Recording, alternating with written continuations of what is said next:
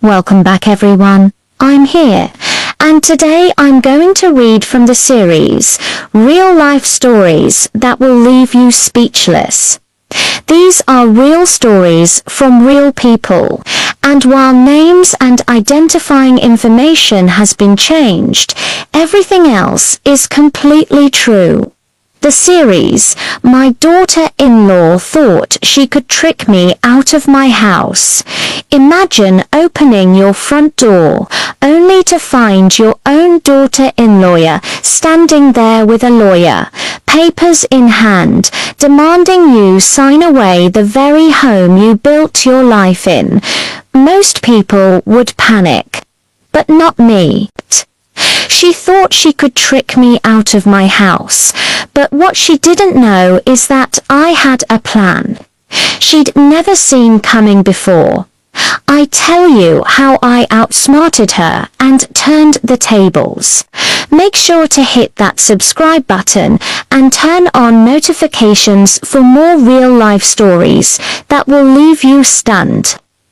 I'm a 68-year-old widow. This house isn't just walls and bricks to me.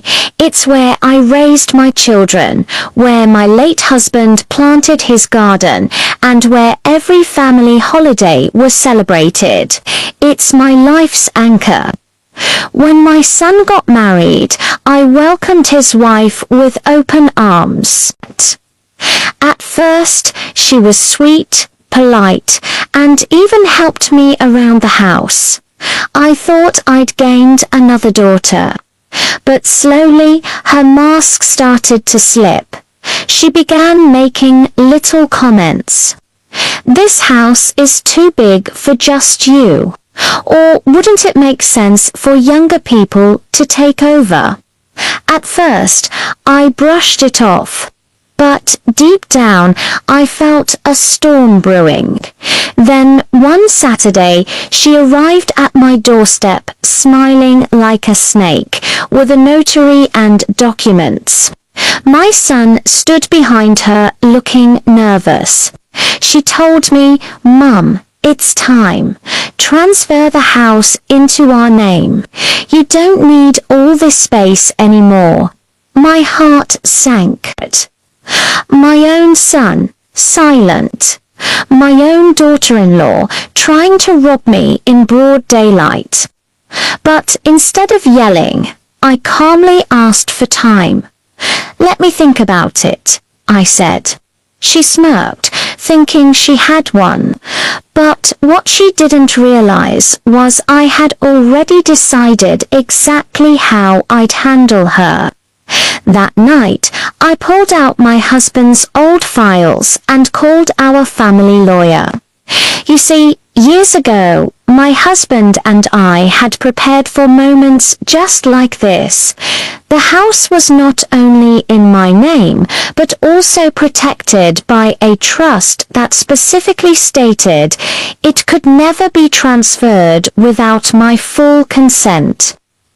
But I didn't stop there. I invited my son and daughter-in-law over the next week for a family dinner. They thought I was finally giving in. But at dinner, I told them both I'd thought long and hard about their request. And I've decided the house will not be transferred. This is my home, and I intend to stay here as long as I can. Their faces fell, but I pressed on. However, I said, there is something I want to discuss. They looked up, a glimmer of hope returning. I want to give you both something. With that, I excused myself and went into the other room. I pulled out an envelope. Inside wasn't the house deed they expected. Instead, it was a legal notice stating that if they ever tried to coerce me into signing papers regarding the house again, I had grounds to cut my son out of the will entirely. I placed the envelope on the table and left the room. My daughter-in-law's face went pale. My son, he couldn't even look me in the eyes. I calmly told her, this house is mine. It will remain mine. And if you think you can bully me into doing what you want, you've underestimated the woman who built this family. From that day on, she never brought up the house again. And I made sure of one more thing. I changed my will so that if anyone tried to force my hand, their share is gone forever. A peaceful shot of an older woman tending a garden outside her house. I learnt something important. Family can sometimes be the first to betray you, but staying calm, prepared, and smart is far more powerful than anger. My home remains mine, my dignity remains intact, and my daughter-in-law, she now knows I'm not a woman to be underestimated. Now, here's a story that shows the power of being cautious when buying a car. A man shared how his neighbor tricked him into buying a damaged car, but he ended up turning the tables. In the end, if you think you're having a bad day, wait until you hear this next story. A man bought his dream car. He parked it in his driveway overnight, and in the morning he found someone had keyed all over it. But check out how he took his revenge. Welcome back. If you're new here, make sure to subscribe and turn on notifications. These are real stories from real people. And while names and identifying information has been changed, everything else is completely true. The series, my neighbor thought he could key my car and get away with it. If you've ever made the mistake of trusting the wrong person, then you know how quickly it can happen. One moment you're feeling on top of the world, and the next you're staring at the cold, hard facts of betrayal. For example, after buying his dream car, one guy soon learned how fast trust can evaporate when his neighbor keyed all over it. I am a 34-year-old guy who worked hard for years to finally save enough to buy his dream car. A 2017 Ford Mustang GT. I couldn't believe it when I finally drove it home. The sleek black paint job gleamed in the sun, and the engine purred like a hungry panther ready to pounce. I proudly parked it in my driveway and headed inside for bed. As I lay in bed that night, I could still hear the echo of my Mustang's engine roaring in my ears. Oh, that beautiful sound. Just as I was drifting off to sleep, I heard a loud commotion outside. I sat up in bed, wondering what could possibly be happening at this hour. Then I remembered the 2 spots of parking right in front of my driveway were still empty. Those belonged to my noisy neighbors, the Millers. They always seemed to come home late, blasting music and causing trouble. I assumed it was just them being them and went back to sleep. In the morning, though, the noise had stopped. So I slipped out the back door, intending to go for a quick run before work and check out my Mustang, and that's when I saw it. Scratched across the entire side of my brand new car was a long, deep gash.